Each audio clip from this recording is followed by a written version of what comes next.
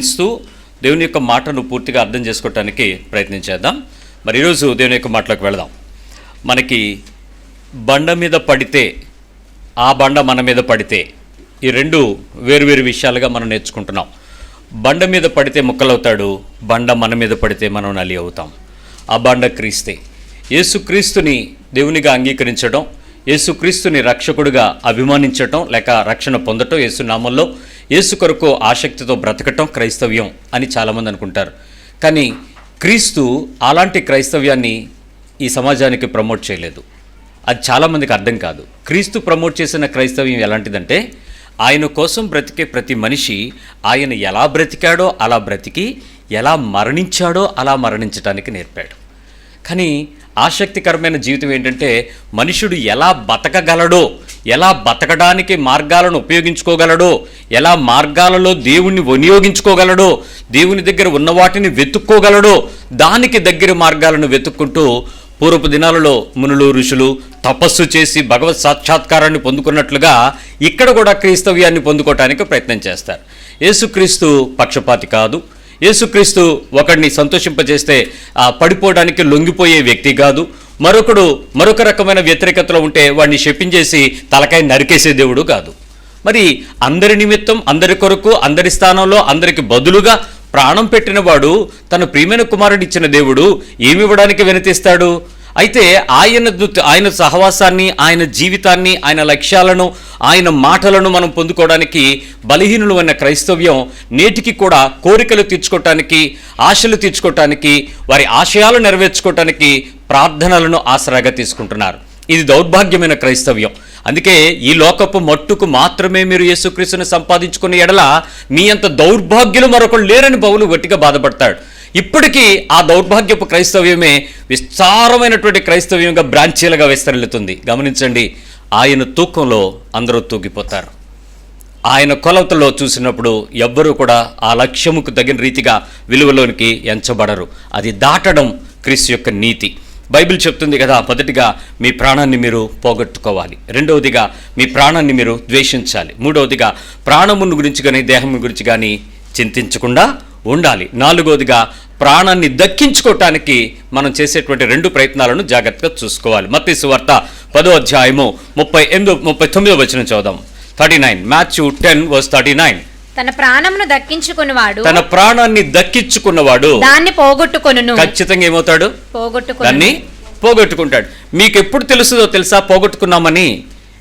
ఇది చాలా మందికి అర్థం కావాల్సిన విషయం. నేను ఈ వాక్యాన్ని చదువుతున్న ప్రతిసారి, మీకు చెప్పడానికి సిద్ధపడుతున్న ప్రతిసారి పరిశుద్ధాత్మ దేవుడు ఒక్కొక్క ప్రత్యక్షతనిస్తూ దాని లోనికి తీసుకుని వెళ్తూ ఉంటే ఒక అరగంట 30 గంట సేపు కళ్ళల్లో నీళ్లు బయటకు కనపడితే ఎందుకు ఏడుస్తున్నాడు? మగోడు ఏడిస్తే నవ్వుతారు కదా. ఆ ఏడుపుని దాటుకోలేక, మింగలేక, నా కన్నీరు నాకు అన్నపానంలో అయినంటే అది ఆ అనుభవం నాకు వచ్చింది. అదేంటి ఇలా చెప్తుంది వాక్యం, ఇలా మాట్లాడుతున్నాడేంటి దేవుడు, ఇలా చేయమంటాడేంటి? ఈ అనుభవం నాకు నచ్చట్లేదే, ఒప్పుకోలేకపోతుంది మనసు. ఏంటి ఇది బాధ? ఒక సామాన్య విశ్వాసిగా అయితే నేను కూడా కాసేపు జబర్దస్తో లేకపోతే ఇంకే బస్తో చూదును. కానీ ఒక క్రీస్తు యొక్క పరిపూర్ణత చూసి, ఆయన సిలువను ఎరిగిన వ్యక్తిని నేను ఎలా పరిచేసి ఈ శ్రమను తాళుకోవడానికి, మరొక సుఖాన్ని, సంతోషానికి వైపు శరీరాన్ని ఉత్తేజింపజేసుకునే పద్ధతి వైపు వెళ్ళగలను? అలాగని ఏడుపు రాకుండా ఏమైనా ఆపుతున్నాడా? అసలు ఆ గొక్క తిప్పుకోకుండా 1-2 గంటలు ఏడిస్తే హాయిగా ఉంటుందేమో అనిపిస్తుంది. కానీ ప్రతిసారి ప్రాణం ఎలా మూలుగుతుందంటే, ఇదేంటి నువ్వు చెప్తున్నదేంటి, చేస్తున్నదేంటి, నువ్వు ఎలా ఉన్నావు చూసుకో. ఎంత మాట్లాడదామని దేవుని దగ్గర కూర్చుంటే మాట్లాగిపోతున్నాయి, గొంతు పూడిపోతుంది. ఈ దుఃఖం ఏదో చాలా దారుణంగా ఉంది బాబోయ్, ఇది వదిలేస్తే అని అంటే వదలడానికి అవ్వదన్నాడు. దీనిలో నువ్వు నడవాల్సిందే, ఈ దారిలో వెళ్లాల్సిందే, ఈ రీతిగా నువ్వు నన్ను వెంబడించాల్సిందే, ఆ మాటను నువ్వు పట్టుకుంటే ఆ మాట ప్రకారం యొక్క పరిపూర్ణతను చూడాల్సిందే అన్న. సరే ప్రభా నేర్పించు అన్న. అందుకే ప్రాణాన్ని దక్కించుకునేవాడంట ఆటోమేటిక్గా వెంటనే దాన్ని పోగొట్టుకుంటాడు. ఉదాహరణకి మీరు నన్ను తిట్టారనుకో, ఏరా తిడుతున్నావు అన్నాను అనుకోండి, నా ప్రాణం పోయిందంట. నువ్వు ఎందుకు తిడుతున్నావో చెప్పి తిట్టు, కారణం చెప్పు, నేను ఒప్పుకున్న తర్వాత తిట్టు, అంత మాట ఎందుకన్నా కొంచెం లైట్గా తిట్టు, ఇవన్నీ కాదట. వారు అపవాదుకరమైన మాట నా మీదకి ఇసురుతునేటప్పుడే నా మైండ్లో, నా బాడీలో రియాక్షన్స్ రానివ్వకుండా, నా ప్రాణం పోతున్నప్పుడు దాన్ని దక్కించుకోవడానికి ప్రయత్నం చేయకూడదంట. అది చేస్తే మాత్రం ద స్పాట్ ఐ డెడ్, నేను చచ్చిపోయానంట. అమ్మ నాయనో, అలాగైతే ఎవడు బతకడు అని అంటే, నా దృష్టిలో నా జీవము ఎవడిలో ఉంటే వాడే బతుకుతాడు అన్నాడు. ఏంటి ఆయన జీవంలో ఎంతమంది లేము? ప్రతి ఒక్కరు వాక్యం దగ్గరికి వస్తున్నాం, జీవం అంటున్నాం. ప్రభువుల దగ్గరకు వస్తున్నాం, జీవం అంటున్నాం. సువార్తకి వెళ్తున్నాం, జీవం అంటున్నాం. రకరకాల కార్యక్రమాల్లో జీవాన్ని పొందుకుంటున్నాం. కానీ ప్రాణం పోగొట్టుకుని శవాలు వెళ్ళి సువార్త చేస్తే నేను ఎంతమంది తెలుస్తుంది? శవాలు సువార్త చేస్తే ప్రజలు రక్షణలోకి వస్తారా? సజీవులు సువార్త చేస్తే ప్రభు దగ్గరికి వస్తారండి. మరణించిన వారికి దేవుని గురించిన చింత లేదు. మరణించిన వారు ప్రభుని స్తుతించలేరు. ప్రేతలకు దేవుని స్తుతి లేదు. మరి మనం ఎవరివి? నిజంగా సజీవం కలిగిన వారం అయితే, నేను జీవం ఇవ్వడానికి వచ్చాను, ఆ జీవము గొర్రెలకు సమృద్ధికి ఇవ్వడానికి వచ్చానని యేసుప్రభు చెప్పాడు.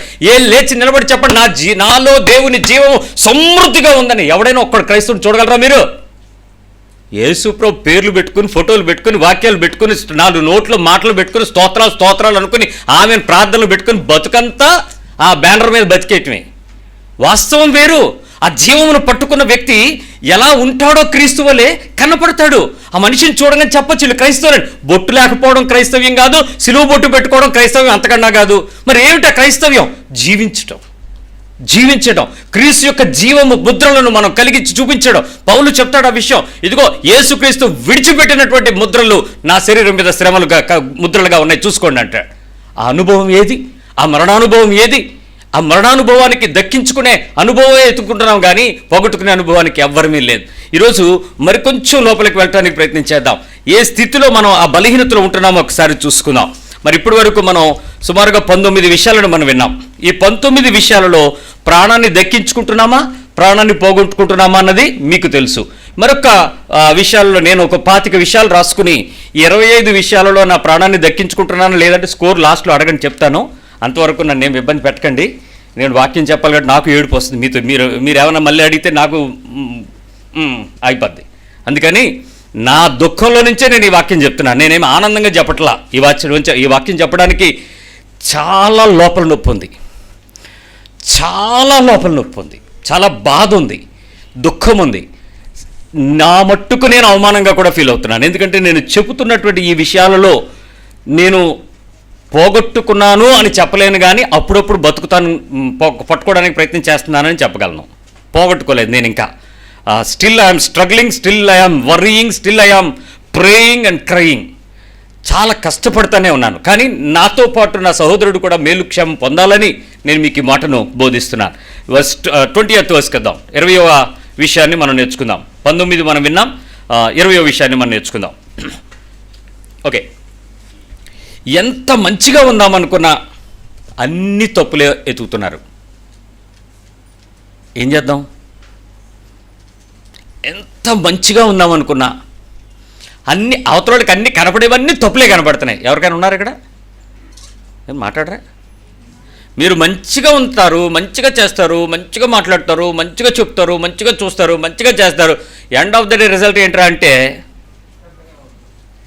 మన మీద మళ్ళీ మనకి బుచ్చేస్తుంటాయి. అవతలోడు కోసం పూటపడి మనమే తిట్లు తినే, మంచిగా సహాయం చేసి ఏమీ ఆశించకుండా ఉన్నప్పుడు కూడా మన మీదే నెత్తినేసే. ఏమంటే ఆ టైంలో మీకు ఏమనిపిస్తుంది చెప్పండి? చేద్దాం అనుకుంటారా, మానేద్దాం అనుకుంటారా? మానేద్దాం అనుకున్న వాళ్ళు ప్రాణాన్ని దక్కించుకోవడానికి తిప్పలు పడుతున్నారు. చెయ్యాలి అనుకునే వాళ్ళు ఎంతమంది ఉన్నారు? అయితే ఏమన్నా ఉండే మేము మారవండి. ముక్కోపి దగ్గరికి వెళ్ళి మెల్లిగా మాట్లాడంటే ఏమంటాడు? నువ్వు మాట్లాడరా అంటాడు. అది కూడా కోపంతోనే చెప్తాడు. ఎందుకంటే అతనికి ఆ కోపదారి దాన్ని మార్చలేడు. ఇప్పుడు చెప్పండి,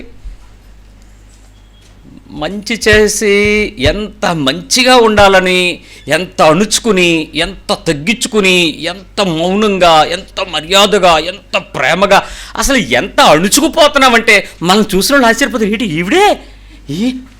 ఈయనే ఎంత అమ్మో అందరూ అంటున్నా కూడా ఎండ్ ఆఫ్ ద డే వెనక్కి వచ్చేటోడికి మన మీద పెద్ద లిస్ట్ పెట్టుకొస్తాడు. అది విన్నప్పుడు మనకు ఉంటుందండి. విచిత్రం ఏంటో తెలుసా? అది ఎవడో బయట ఎక్కడో మాట్లాడు, నీ చెవుల్లోకి వచ్చే మనిషి దగ్గర మాట్లాడతాడు. అది ఒకరితో మాట్లాడి ఊరుకుంటాడా? 4 మనుషులు వచ్చి వదినా మీ గురించి ఏమన్నారో తెలుసా అంట. ఇంటే ఒక బాధ, వెనకపోతే ఆవిడ 2 కలిపేద్ది. మళ్ళీ అదొక బాధ. ఏం చేయాలి? ఎలా ఆపుకోవాలి? వాడిని నోర్మే నాకేమనుకున్నా నాకు తెలుసు అనడానికా నోరు రాదు. ఎందుకు? ఆల్రెడీ నువ్వు చచ్చిపోవడం మొదలెట్టావు. తగ్గిపోవడం మొదలెట్టావు. మీరు ప్రయత్నం చేయండి. ఎవడెవడైతే తగ్గిపోదాం అనుకుంటాడో, ఏ వస్తువుతో అయితే మిమ్మల్ని ముక్కలు ముక్కలుగా కైమా కొట్టచ్చో అలాంటి వస్తువులు వేసుకుని వచ్చేస్తారు అందరూ. మీరు తొడగొట్టి సవాల్ బస్తీమే రండ్రా అన్న, ఎవడు రాడు మీ దగ్గరికి. ఏయ్ అనండి, ఎవడు మిమ్మల్ని మీ జోలికి రాడు. రెండోది, అమ్మో ఆవిడ చాలా స్ట్రిక్ట్ అని చెప్పుకుంటారు. అప్పుడు స్ట్రిక్ట్ ఏం కాదు కాబట్టి మీ వాయిస్కి అవతల వాళ్ళు అలా బెండ్ అవుతారు. కొంచెం బెండ్ అయ్యి ప్రభు కోసం మిమ్మల్ని మీరు తగ్గించుకుని చూడండి, ఏమవుద్ది. కాలుతో నలిపేస్తాం చూడండి, ఆడేసుకుంటారు అంతే. అసలు ఆ నలుపుడికి కూడా మళ్ళీ వాళ్ళకి జాలి, దయ, కనికరం, ప్రేమ ఇలాంటి ఏ పదాలు కూడా లేనట్టు రా. ఎంత పప్ప కదా. ఒకసారి నువ్వుల నూనె తీసుకురమ్మని అమ్మగారంటే గానుగు దగ్గరికి వెళ్ళా. అక్కడ నువ్వులు ఇస్తున్నప్పుడు ఆ మిషన్ తిరుగుతూ ఉంది, ఆ నువ్వుల్లోంచి నూనె వస్తూ ఉంది. భలే అనిపించిందిలే. ఒక 2 నిమిషాలు అయిన తర్వాత గెత్సమని గెత్సమని గెత్సమని అని వినపడుతుంది అక్కడ. ఎవడరా బాబు ఈ నువ్వుల నూనె దగ్గర గెత్సమని అంటున్నాడని చూశాను. గెత్సమని ఏదో ప్రభా ఏంటి వినపడిందంటే గెత్సమని అంటే గానుగా. ఏమైంది ప్రభా? ఆ సమయంలో యేసు గానుగులో పడి ఆ తైలము బయటకు తీయటానికి ఆ పదార్థంలో ఆ నువ్వులు, ఆ ద్రాక్షలు, ఆ ఒలీవలు ఎలాగైతే నలుగుతున్నాయో ఆ మిల్లులో పడి ఆ రోలర్స్ కింద నలుగుతున్నాయో అలాగున నలగగొట్టబడుట తండ్రి అభీష్టమైతే యేసు దానికి ఒప్పుకొని ఆ గెత్సెమనీలో ఆ నలుగుతున్న అనుభవంలో నుంచి క్రీస్తు సువాసనను బయటకు తీసుకొచ్చిన నూనె కోసం తనను తాను సమిధపరుచుకున్నాడు అని చెప్పాడు ప్రభు. ప్రభువా, ఆ ఇంత నువ్వులు గింజలో ఇంత నూనె ఉందని మాకు కూడా తెలియదు, కానీ దేవుడికి తెలుసు. కానీ మనిషి దానికి జ్ఞానం ఇస్తే దాన్ని నలుపుతుంటే, దాన్ని రుబ్బుతుంటే ఉంది రాజా. మనకు కూడా కొన్నిసార్లు ఏమనిపిస్తుంది, బయటపడిపోతే బాగున్ను, ఈరోజు వెళ్ళిపోతే బాగున్ను, ఎక్కడి నుంచైనా ఎవడైనా మనం విడిపిస్తే బాగున్ను. ఏటి బాధ, ఏటి శ్రమ, ఎంత బాగున్నామండి. ఎవరికైనా అపకారం ఎవరికైనా చేసామండి? అందరికి ఉపకారమే కదా. నువ్వేమైనా చెయ్యి, నువ్వు యేసుక్రీస్తు కోసం ఒకసారి తగ్గడం ప్రారంభిస్తే నీకు తొక్కుడు స్టార్టే. మాటలు, డైలాగులు, మళ్ళీ నీకు వినపడినట్టు నీకు కనపడినట్టు కాదు. విచిత్రం ఏంటి తెలుసండి, 20 మంది మాట్లాడతారు మీ గుంపులో, కానీ హెడ్గా నిన్నే తోసేస్తారు. దీన్నోరే ఈడే అంట. అదేంటి వీళ్ళందరూ మాట్లాడారు కదా అని వాళ్ళందరూ భక్తులు, నువ్వు ఒక్కడవే శాతానివి, నువ్వు ఒక్కదానివే శాతానివి, నిన్నే ఎక్స్పోజ్ చేస్తారు. నీకు అనిపిస్తుంది ఈడు కూడా చెప్పాడు, ఈడు కూడా చెప్పాడు, వీళ్ళందరూ వెనకతలకు వెళ్ళడం కంటే వేస్ట్లే, ఆ బాధ ఏదో మనమే పడదాం. ప్రాణం అప్పుడు పోగొట్టుకుంటారు. ఎప్పుడు? దక్కించుకోవడానికి తిప్పలు పడి పడి పడి ఇంక నీ వల్ల కాదని నీకు తెలిసిన తర్వాత అప్పుడు పోగొట్టుకోవడం. అది క్రీస్తు కొరకు పోగొట్టుకోవడం కాదు. కాదు, ద బిగినింగ్, ద మూమెంట్. నువ్వు మంచి కోసం తిప్పలు పడి చాలా చక్కటి సహాయం చేస్తూ మంచిగా ఉండడానికి నిన్ను నువ్వు మలుచుకోవడానికి ప్రయత్నం చేసిన ప్రతిసారి ఎలా ఉంటుందో మీకు చెప్తే మీకు ఒక ఆలోచన వస్తుంది. దయచేసి ఎవరు బాధగా అనుభవించకండి. ఈరోజు నుంచి ప్రభు కోసం, నేను ఒళ్ళు తగ్గడం కోసం, కొవ్వు తగ్గించుకోవడం కోసం, స్లిమ్ అవ్వడం కోసం ఫాస్టింగ్ ఉందాం అనుకుని డిసైడ్ అయిపోతారు. ఫస్ట్ రోజు దిగ్విజయంగా నడిచిపోతారు. రెండో రోజు వాసన వస్తుంది, బిర్యానీ వాసన. ఏంటి లేచేటప్పటికి వాసన వస్తుందా? వంటగదులను బయటకు వచ్చేటప్పటికి మీ ఆవిడ అంటది, ఏమండి నేను ఫాస్టింగ్ అని వాళ్ళు మీకోసం బిర్యానీ. నో అనలేడు, ఎస్ అనలేడు. ప్రాణం లోపల సావాలనుకుంటుందా, బతకాలనుకుంటుందా కదా. ఇంకా ఈ రోజు నుంచి ఎయ్యను, ఏదైతే అయింది ఎయ్యను. సరిగ్గా మీ ఇంటికి పెళ్లి కార్డు అడుకుని వస్తుంది. ఎమ్మెల్యే కూతురు పెద్దోళ్ళ పెళ్ళికి వెళ్ళకపోతే వెళ్ళకూడదు, ముసలిదానిలాగా రంగేసుకుని వెళ్తే, మేకప్ వేసుకోకపోతే ప్యాకప్ వేసుకోకపోతే తొడలని బయటకు వచ్చేసి తొడలు దాటిపోతుంటాయి. అప్పుడు ఏం చేస్తాం? ఈరోజు బతుకుతామా చచ్చిపోతామా? ఆ ఒక్కరోజు బతికేసి రేపు చచ్చిపోదాం అనిపిస్తుంది. తెల్లవారు లేచేటోడికి షుగర్ ఎక్కువైపోయిందండి, వాకింగ్కి వెళ్ళాలండి. ఫస్ట్ రోజు నడుచుకొని అనుకుని ఇంటికి వచ్చి కూర్చుంటాం. రెండో రోజు పొద్దున్న చిన్న చినుకు పడతా ఉంటుంది. అప్పుడు ఏమనిపిస్తుంది? ప్రాణం, దేవుడు నా మొర్రన్నాడు, ఈరోజు వాకింగ్కి వెళ్ళొద్దన్నాడు, ఈరోజు ఇంట్లో. ఏమండి, మీ ప్రాణం దక్కించుకోవటానికి మీకు వచ్చే పరీక్షలు ఎలా ఉంటాయి తెలుసా? అన్నీ ఇలాగే ఉంటాయి కదా. మీకు కూడా ఏమనిపిస్తుంటుంది అంటే దేవుడు కోఆపరేట్ చేస్తున్నట్టు ఉంటుంది. దేవుడు కోఆపరేట్ చేస్తాడా? నీ విశ్వాసాన్ని కోఆపరేట్ చేయడానికి చూస్తాడా? నలగొట్టడానికి చూస్తాడు. నిన్ను నీ క్రియల మధ్య నువ్వు దేవుడిని ఏ రీతిగా వెంబడిస్తావో పరీక్షించడానికి, పరిశోధించడానికి పలుమార్లు ప్రయత్నం చేస్తాడు ప్రభు. పరిశుద్ధాత్మ దేవుడు నిన్ను క్రియారూపకమైన విశ్వాస పరీక్షల్లోంచి తీసుకెళ్లి మీ విశ్వాసానికి కలుగు పరీక్షలు నానా విధంగా ఉంటాయి, అగ్ని వంటి మహాశ్రమలు మీకుంటాయి, అయినా కూడా నువ్వు కిక్కిరమనడానికి కుదరదో అని చెప్తాడు. నువ్వేమో ఇందాక అదిగో మా సిస్టర్ గారు వచ్చి కుదరదు, నువ్వు ప్రార్థన చేస్తే నీ దగ్గర నేను నాకు ఇచ్చేది నేను పట్టుకెళ్ళిపోతాను అంటుంది. ఏంటి ఇచ్చేస్తాను దా, నీకు దేవుడు అగ్ని వంటి మహాశ్రమలు ఇచ్చాడు, అనుభవించు, నీ నొప్పి నాకెందుకు ఇస్తావు, నేను తీసుకొని చేలు ఏడు అన్నాను. అంటే మనిషికి దేవునితో ఉండే సంబంధానికి ప్రాణం దక్కించుకోవడానికి తిప్పలు పడతారు తప్ప పోగొట్టుకోవడానికి ఏ మనిషి ఇష్టపడడు. మంచి చేసి చూడు, ఆ నెక్స్ట్ మినిట్ నీ మంచి లేదు, భక్తి లేదు, ఈ విశ్వాసం లేదు, ఎవడలా పోతే నాకెందుకు, నేను మారా అన్నట్టు తయారవుతుంది నీ శరీరం. నీ మీద నీకే అసహ్యం వేస్తుంది, నీ భక్తి నీకే కోపం రోషం తెప్పిస్తుంది. ఆఖరికి దేవుడు సంగతి పెట్టకండి, దేవుడి గురించి కలపకండి, మా మధ్యలో దేవుడిని తేకండి అనేస్తాం కొన్నిసార్లు. ఎవడన్నా ఉన్నారా కొన్ని తప్పులు చేసేటప్పుడు దేవుడి గురించి ఎవడన్నా వచ్చి ఏయ్ మీరు క్రైస్తవుడుగో క్రైస్తవ్యం తేకవు, ఇది మరిద్దరికి సంబంధించిన విషయం, నాకు ఇవ్వాల్సింది ఇచ్చి నీకు కావాల్సింది పట్టుకెళ్ళి లంచం. నీ పేరు ఇమ్మాన్యుయల్ కదా అని అడిగాను ఒకసారి డిఓ ఆఫీస్లో లంచం ఇవ్వడానికి వెళ్ళి. ఇమ్మాన్యుయల్ కదా నువ్వు లంచం ఎలా అడుగుతాను, దేవుడి గురించి తేకవు, నీకు పని కావాలి నేను నీకు సర్టిఫికేట్ ఇస్తాను, నువ్వు డబ్బులు నువ్వు సర్టిఫికేట్ పట్టుకెళ్ళి అంతే అన్నాడు. బయటకు వచ్చి అడిగాను ఈ ఇమ్మాన్యుయల్ రోజే అంతేనంటే మీరు ఆయన తెలుసా అన్నాడు. తెలియదంటే ఆయనకి సాక్షాత్తు యేసుప్రభు వచ్చి నాయన ఈ ప్లేస్ నుంచి ఆ ప్లేస్కి నేను వెళ్ళాలనుకో, ఆ ముఖం పైనుంచి కింద చూస్తాడు, ఎవడు ధ్యానం ఉంటే 50,000 దిగుని బేరమాడేస్తాడు ఆ ఇమ్మాన్యుయల్ అన్నాడు. ఆ ఫ్యూన్ చెప్పిన సాక్ష్యం యేసుప్రభు వచ్చినా కూడా బేరమాడతాడు వీడు. ఎంత మంచి సాక్ష్యం, ప్రాణం దక్కించుకుంటున్నాడు కదా. మనలో కూడా కొన్నిసార్లు దాని గురించి చింత కానీ బాధ కానీ వేదన కానీ తప్పు చేస్తున్నామని బానిగా ఆలోచన కూడా ఎక్కడా ఉండదు. ఏమండి తెల్లవారు లేచి వీధి కుళాయి దగ్గర నేను చూసిన ఒక సంఘటన చెప్తాను, దయచేసి వదినలు సిస్టర్లు బ్రదర్లు ఎవరు బాధపడకండి. ఈవిడ లేచి అందరూ వచ్చేటప్పటికి ఆ కుళాయి ఎక్కడైతే ఉంటుందో అక్కడ ఉన్నటువంటి ఆ ప్రాంతం అంతా కూడా ఈవిడింట్లో బకెట్ పట్టుకెళ్ళి తుడుచుద్దండి. తుడిచి కల్లాపు కొట్టి శుభ్రం చేస్తుంది. ఎందుకంటే మిగిలిన వాళ్ళు అందరూ వచ్చి అక్కడ నీళ్లు పట్టుకునేటప్పుడు అసభ్యకరంగా ఉండకూడదని ఈవిడ కొంచెం శుభ్రం ఎక్కువలేండి. అంటే రాత్రి మంచినీళ్ళు తాగేటప్పుడు కూడా లోట కడిగి మళ్ళీ తాగుతుంది అలాంటి శుభ్రం. అందుకని ముందే దాన్ని అంతా శుభ్రం చేస్తుంది. ఈవిడ వెళ్ళి శుభ్రం చేసి ఆ తర్వాత నీళ్ళు వస్తాయి 9 గంటలకి ఎప్పుడో చక్కగా అందరూ నీళ్ళు పట్టుకుంటారు, అంతా బాగానే ఉంటుంది. ఈమె శుభ్రం చేస్తుందని ఒక ఆవిడ తిట్టింది.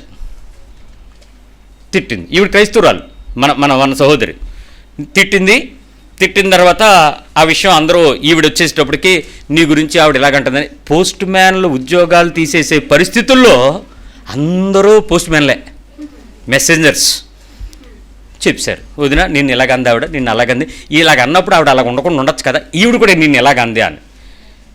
ఏం చేసింది తెలుసా, ఇల్లూడ్చిన కసువంతా తీసుకొచ్చి అందరూ నీళ్లు పట్టుకున్నప్పుడు జలిసింది. మన సిస్టరే ఏమన్నంటే నేను ఎంత మంచిగా ఉండాలని తిప్పలు పడుతుంటే మీరు నన్ను ఎలాగంటారా, నేను మీలాగే ఉంటాను, ఎవడన్నా పోతే నాకెందుకు, సావండి ఇలాగే, నేను ఉదయం తుడిసింది మా ఇంట్లో పెట్టుకున్నాను, అది తెచ్చి ఇప్పుడు వేసాను, ఇది ఇక్కడదే. మొత్తం నీళ్ళల్లో అన్నిట్లోనూ పడిపోయిందండి చెత్త. తెలివిగా ఇసిరింది, జల్లింది, సిమెంట్ తట్ట జల్లినట్టు అయిపోయింది. అలా ఆయన వచ్చి జుట్టు పట్టుకుని అన్నం తింటావా గడ్డి తింటావా దేవుడు తెలుసుకున్నాం మనం ఎలా చేయొచ్చని వాళ్ళ ముందే చిటికలు వేసాడు. చిటికలు ఎత్తడా 4 చిటికలు సప్పుళ్ళు ఇచ్చాడు. నేను ఇప్పుడు ఏదో అత్త తిట్టిన దానికి లేదు కానీ ఆడపడుచు నవ్విన దానికి ఏదో ఉంటుంది కదా సామెత. ఆవిడ చేసిన తప్పు కాదంట, ఆయన కొట్టడం బయట ముందు బయట అందరి ముందు కొట్టడం తిట్టడం తప్పు అంట. ఇప్పుడు ప్రాణం ఎవరికాడు దక్కించుకుందామని చూస్తున్నాడు చూడండి. అలా ఆయన కొట్టడం యొక్క ఉద్దేశం ఏంటి, తన భార్య ఎదుట తన తప్పుని ఖండిస్తున్నాను అని చెప్పడానికి. ఆవిడేం చేయాలనుకుంది, నేను ఇంత మేలు చేస్తే, ఇంత క్షేమంగా ఉండాలని చూస్తే, ఇంత సంతోషంగా శుభ్రత కొరకు ప్రయత్నం చేస్తే నన్ను ఇలాగంటారా, వీళ్ళందరినీ ఏం చేస్తారో చూడని చెప్పి ఆ వీధిని అలర చేసుకుంది.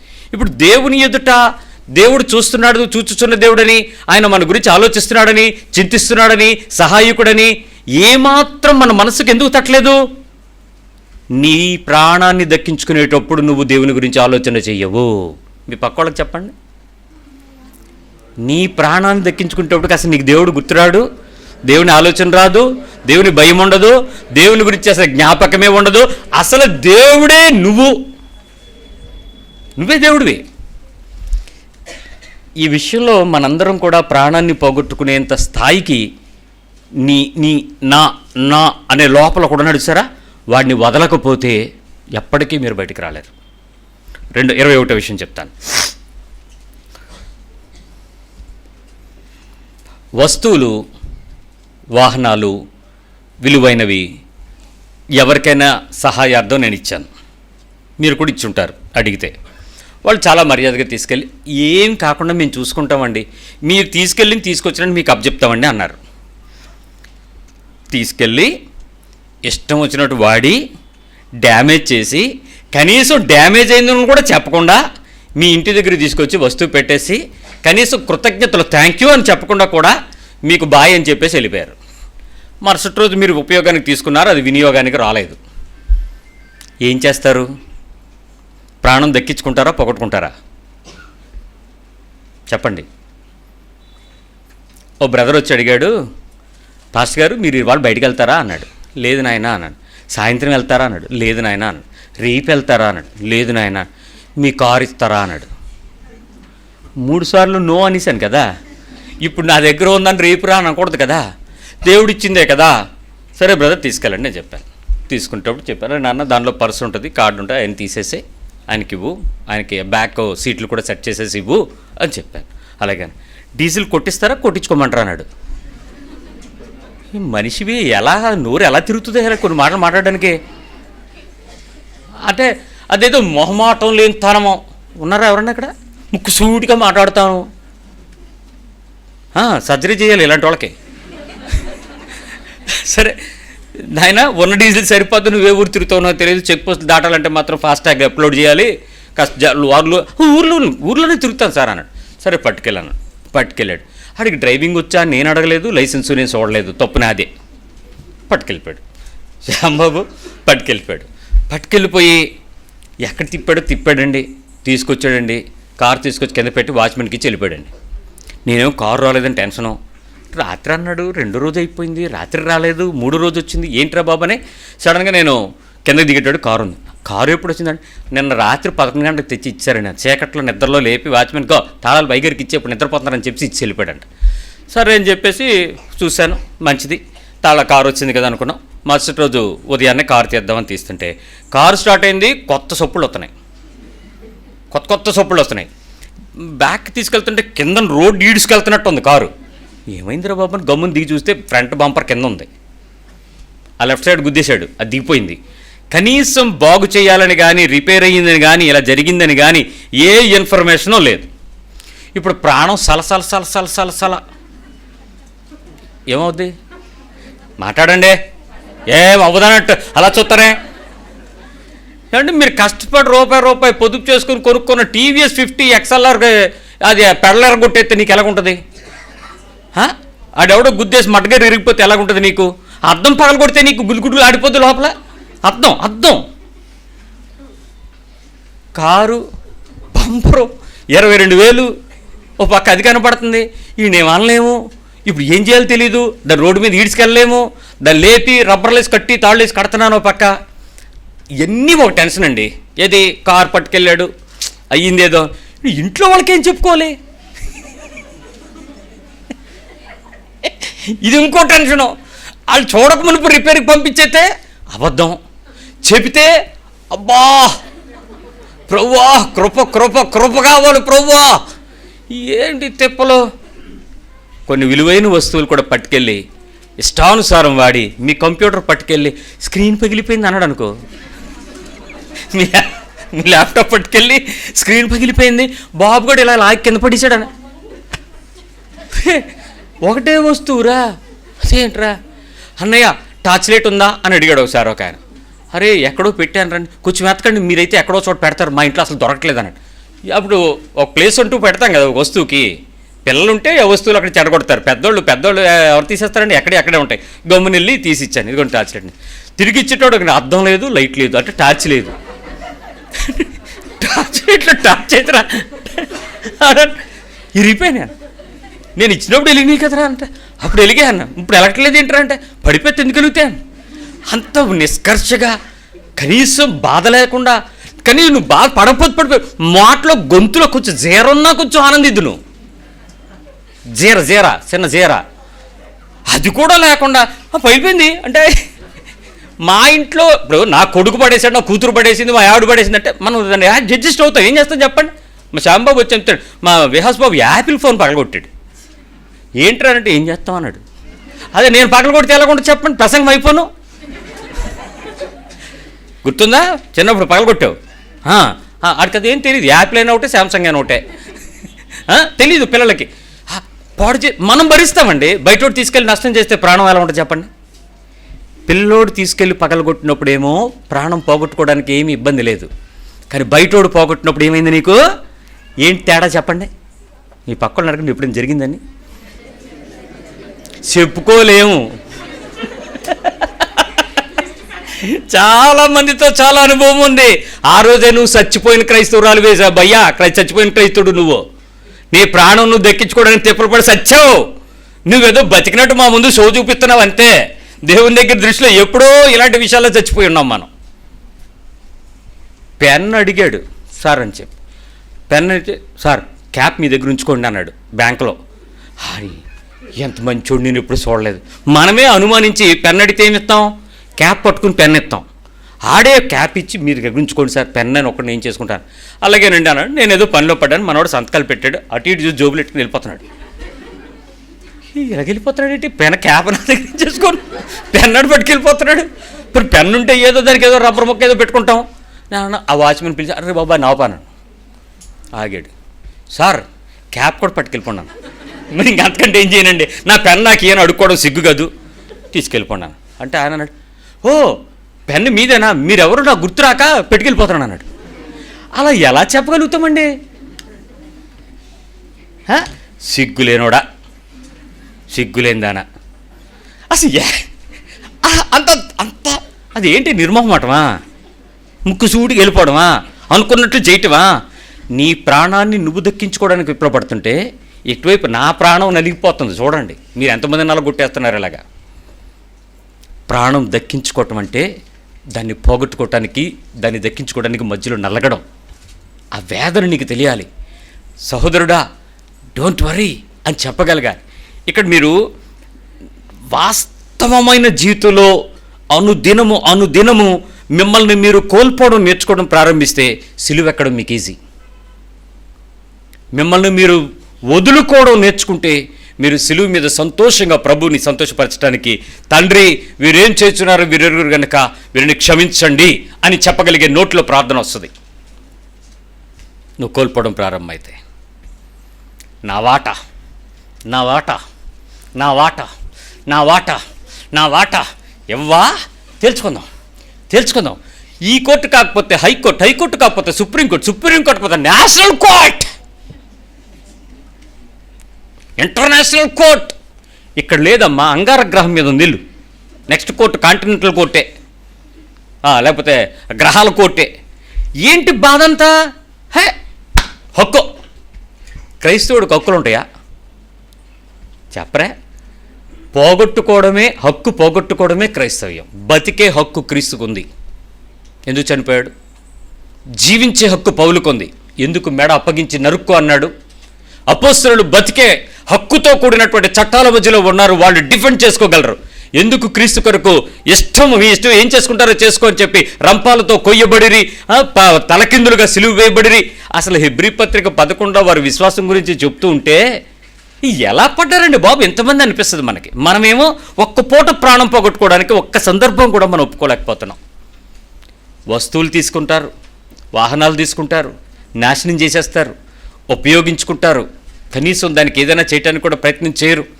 అలాంటి సందర్భంలో మీరు వాళ్ళ విషయంలో మీ ప్రాణం మీకు ఎలా ఉంటుంది చెప్పండి? చిన్న వస్తువులు, వదిన గారు ఒకసారి మిక్సీ ఇవ్వరా అని తీసుకెళ్లారు. తిరిగి ఇచ్చేటోడికి అది అసలు ఆ సౌండే కాదు, ఆ మిక్సీ సౌండ్ కాదు, అది రోడ్ రోలర్ సౌండ్ వస్తుంది మీ ఇంటికి వచ్చేటోడి. వదిన గారు మీరు ఏం చేశారు? దీనిలో 2 రకాల జాతులు ఉంటాయి. ఒకటి అలా నిర్మోహమాటంగా ఇచ్చే జాతి, రెండోది ఇది మీరు ఉంచేసుకుని నాకు కొత్తది కొని ఇచ్చేయండి అని అడిగే జాతి.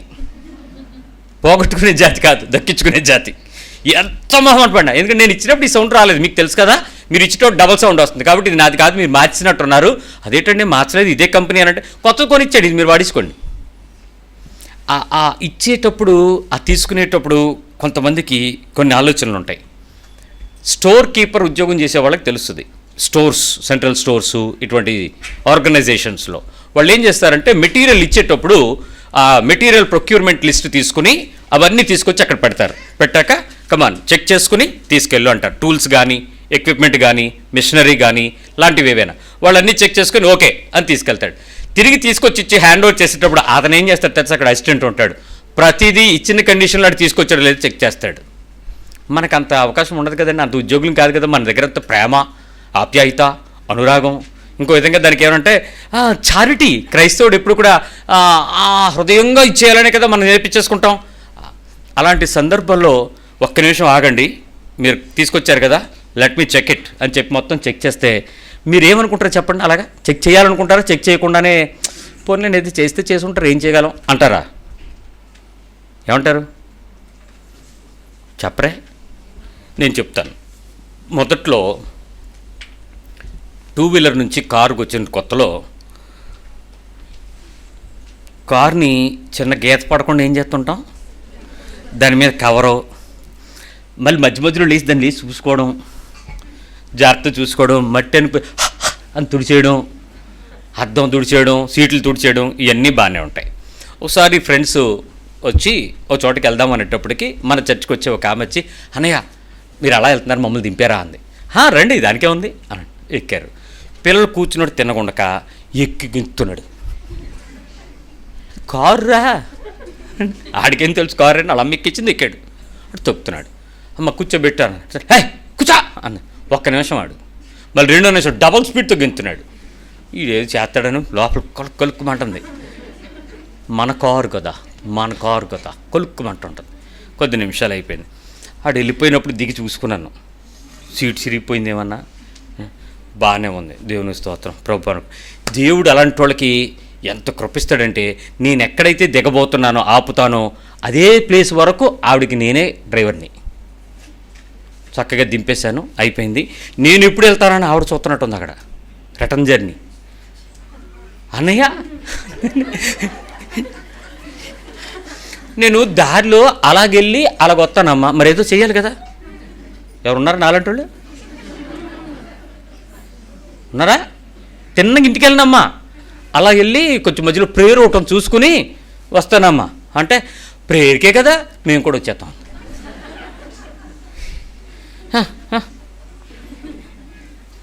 దిగిపోయాం.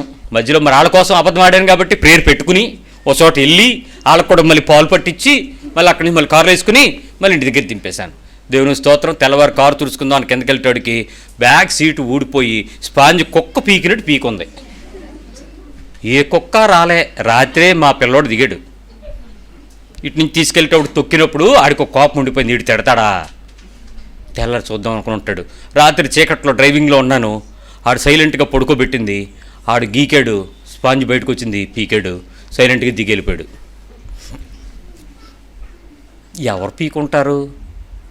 పలానా అడగదామా మానేద్దామా? మనసు ఎలా కొట్టుకుంటుంది? చాలామందికి ఎలా కొట్టుకుంటుందో ఒక పాస్టర్గా నాకు కూడా అలాగే కొట్టింది. ఆ రోజు ప్రభు అన్నాడు, వస్తువులను ప్రేమిస్తావా వ్యక్తులను ప్రేమిస్తావా? ఆ రోజు వదిలేశాను. ఈ రోజుకి ఎంత డ్యామేజ్ అయినా ఏ ఒక్క మనిషి మీద నేను అరవలేదు, కేకలేదు. ఈ రోజుకి నా పిల్లలు డ్రైవ్ చేస్తారని అడగండి. ఆ రోజు ప్రభు అడిగాడు, నువ్వు వస్తువుని ప్రేమిస్తున్నావు, నన్ను ప్రేమించు, వాళ్ళు నా మనుషులు. ఆ పిల్లవాడు నేను ఇచ్చాను, గర్భఫలం నాది, నేను ఆ కుటుంబాన్ని నమ్మించాను. వాడు అల్లరి చేస్తూ ఉండుండొచ్చు, వాడు నీకు నష్టం కలిగించి ఉండొచ్చు, నువ్వు నన్ను ప్రేమించు, వస్తువులతో నీకేముంది. ఆ రోజు నుంచి ఈ రోజు వరకు లక్షల రూపాయలు విలువలు పడాయి. I never tried, I never shout on them. అవసరం కాదు. ఇవి ఒక వ్యక్తితో నా సంబంధం తెగిపోతే దాన్ని పునరుద్ధరించుకోవడానికి నేను చాలా కష్టపడాలి. కానీ ఒక వస్తువు పోతే దానికన్నా విలువైన వస్తువు దేవుడు నాకు ఇవ్వగలడు. అది కాదు కావాల్సింది. ప్రాణం దాని విషయంలో నేను ఎందుకు పోగొట్టుకోవాలి? మొదటి రోజు నాకుందా నొప్పి, నేను దాన్ని గెలవలేకపోయాను. కానీ ఈరోజు నాకు ఆ బాధ లేదు, ఈరోజు నాకు ఆ చింత లేదు, ఈరోజు నాకు ఆ వేదన లేదు. ఈరోజు నేను ప్రశాంతంగా ఉన్నాను, సంతోషంగా ఉన్నాను. అది డ్యామేజ్ అయిందా అంటే వెరీ గుడ్. బట్ వాళ్ళకి తప్పు చేశారని తెలియాలి కాబట్టి మీరు ఎందుకు తప్పు చేశారని చెప్తాను. దట్ మించి ఒక్క మాట కూడా వాళ్ళని ఏమీ కూడా మాట్లాడు. ఆ సందర్భాలు వచ్చేటప్పుడు ప్రభు నాతో అంటాడు, ఆ పిల్లోడు చింపేసిందే కనపడుతూ ఉంటుంది నాకు, ఇంకోసారి ఏమండి అలా వదిలేయగలమా చెప్పరే? నేను మొన్న సతీష్ దగ్గర కటింగ్ చేయించుకుంటుంటే ఒక్కరోడు ఎవడో వచ్చాడు, వచ్చి వాడు మాట్లాడుతూ చెప్తున్నాడు, ఎందుకు కట్ చేసావు అని అడుగుతున్నాడు. నువ్వు కట్ చేయమని వచ్చావు, నేను కట్ చేశాను సార్. నేను ఎలా కట్ చేయొద్దన్నా, నువ్వు ఎలాగెందుకు గోకిసావని అడుగుతున్నాడు. ఆడు ఎంటుకలు పెరిగే ఎంటుకలు, వీళ్ళు చేసింది బాగానే ఉంది, చూస్తేనే బాగానే ఉంది, ఆడికి ఏదో అనుకుంటున్నాడు దానికన్నా కొంచెం ఎక్కువ కత్తిరైపోయిందంట. అందుకు ఆడు నలిగిపోతున్నాడు, తిట్టేస్తున్నాడు, అరిచేస్తున్నాడు, కేకలేసేస్తున్నాడు. ఇలా చేసేస్తావా నువ్వు, ఇలా చేసేస్తావు నువ్వు, నా డబ్బులు నాకు ఇచ్చే అన్నాడు. అదేంటి నువ్వు మొత్తం చేయించుకున్నాకే కదా వెళ్ళావంటాడు వీడు. ఏంటి ప్రాణం ఏంటి? నీ అందానికి అసౌకర్యం కలిగినప్పుడు, నీ వస్త్రానికి అసౌకర్యం కలిగినప్పుడు, నీ శరీరానికి బాధ కలిగినప్పుడు, దుఃఖం కలిగినప్పుడు, జబ్బు కలిగినప్పుడు, నొప్పి కలిగినప్పుడు, నువ్వు ఇచ్చిన డబ్బులకి తగిన రిసోర్సెస్, ఇంకా ఏమంటారు, ప్రతిఫలం, నువ్వు వెచ్చించిన దానికి తగిన వసతులు, తగిన సౌకర్యాలు నీకు పొందనప్పుడు మనిషి ప్రాణం ఏం చేస్తుంది చెప్పండి? ఏం చేస్తుంది? సంపాదించుకోమంటుందా, పోగొట్టుకుంటుందా? ఫోన్లే అనండి ఒకసారి మీ పక్కలను పిలిచి, వదిలేయండి అనండి. నీకేం తెలుసు, డబ్బులు నేను ఇస్తే నువ్వు వదిలేమంటాడంటే ప్రాణం ఏమంటుంది అప్పుడు? లెగా ఈడ్చేస్తాను నిన్ను, front, back, left, right, top, bottom, centre చింపేస్తాను నిన్ను. అమ్మ నాయనో, చింపేయగలవు నువ్వు. ప్రాణం పోగొట్టుకోకుండా దక్కించుకుంటూ చచ్చిపోయి అన్నాడు బతుకుతారు శవాలరా. 22వ విషయం చెప్తున్నాను విను. చాలా కష్టంలో ఉన్నారండి, బాధలో ఉన్నారండి, వేదనలో ఉన్నారండి. మనం కాకపోతే ఎవరు చేస్తారు? దేవుని ప్రేమ మనం చూపించకపోతే ఎవరు చూపిస్తారని 2 నెలలు ఇంట్లో పెట్టుకుని వాళ్ళకి కావాల్సిందంతా అన్నీ చూసి, ఫీజులు కట్టి, మంచి చెడు చేసి, వాళ్ళ చదువులకి, లేక వాళ్ళ ప్రయాణాలకి, వాళ్ళ ఆహారానికి, వాళ్ళ కోరికలకి అన్నీ ఏ సౌకర్యాలు కావాలన్నా ఆ సౌకర్యాలు చేసి ఎంతో సహాయం చేసి ఇంట్లో పెట్టుకున్నామండి. కొంచెం కండ బలిసింది, కండ బలిసింది. మనం పెట్టిన తిండి కొవ్వు పట్టిన తిండి కదా. క్రైస్తవ భోజనం ఏం భోజనం? బిర్యానీ, చికెనీ, మటనీ, పిసి, ఫ్రై, క్యాబీ తిండే కదా మన వాసన. క్రైస్తవ వాసన అంతా ఏంటి? నాన్ వెజ్ వాసన. ఏమంటే పాలకొల వాస్తాయిలు ఏమన్నా వెజిటేరియన్ పెడితే ఏమన్నా మర్యాద అసలు మీకు? కాలువ పక్క నుండి మాకు తోడుకొని పెడతావా? ఎంత బాగా బాధ పెట్టిపోతారు వాళ్ళు. అదే మరి అదంతే మర్యాద. క్రైస్తవ వాసన అంటే కొంపే. రొయ్యలు ఓ పక్కన ఒలుతుంటే, పీతలు పక్క ఏపుతుంటే, మరో పక్క మటన్ కర్రీ వండుతుంటే ఏదో తిండి తినాలంతే, అదే పని. క్రైస్తవ సువాసన ఎంత ఇంట్లో పెట్టుకుంటే కొంచెం కండబట్టాక ఆడు మనల్ని వీధిలో పెడతాడు. అది ఉంటుందండి మధ్య. మనం ఏమి ఇంట్లో పెట్టుకుంటే వాళ్ళేమో మన వీధిలో పెడుతుంటే మీకు ఎలా ఉంటుంది చెప్పండి? పైగా ఏమంటారో తెలుసా? ఏం చూశారు మీరు మాకు? తినదంతా ఒళ్ళంతా ఎవరిది? మాదే. ఆ డబ్బంతా ఎవరిది? మాదే. ఆ సోకంతా ఎవరిది? మాదే. ఆ సుఖమంతా, ఆ మర్యాద అంతా, అదంతా మాదే. ఈరోజు మమ్మల్ని రోడ్డుని పెట్టేస్తావా అడగడానికి కూడా అవకాశం లేకుండా ముందు పై చేయి వాళ్ళ దగ్గర చూసుకుని మిమ్మల్ని నానా దుర్భాషలాడేలాగా చేసేస్తారు. మనమేమో ఇంట్లో పెడితే వాళ్ళేమో వీధిలో పెడతారు. ప్రాణం దక్కించుకుంటాం, పోగొట్టుకుంటామా? మాట్లాడరేమండి. ఎవరికి లేరేటి ఇలాంటి అనుభవాలు?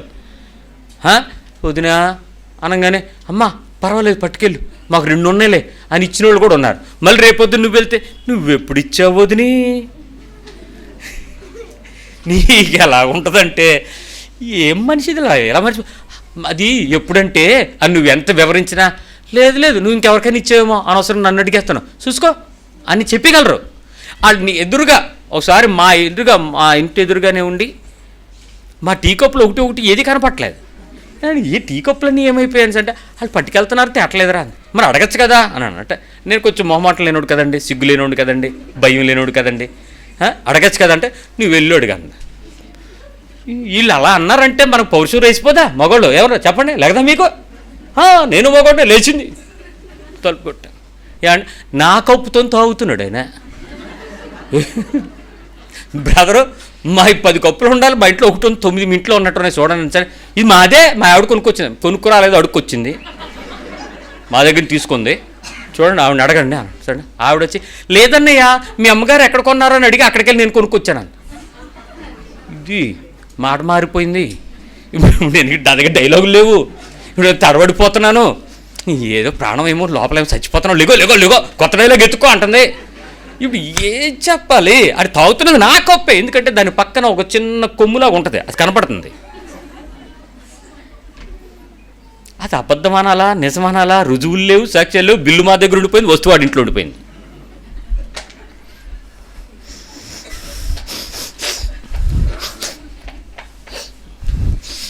ముక్కులోంచి కారిపోతుంది లోపల నుంచి, ఏంటేంటో పొగలు వచ్చేస్తున్నాయి లోపల నుంచి. ప్రాణం ఎలా కొట్టుకుంటుందంటే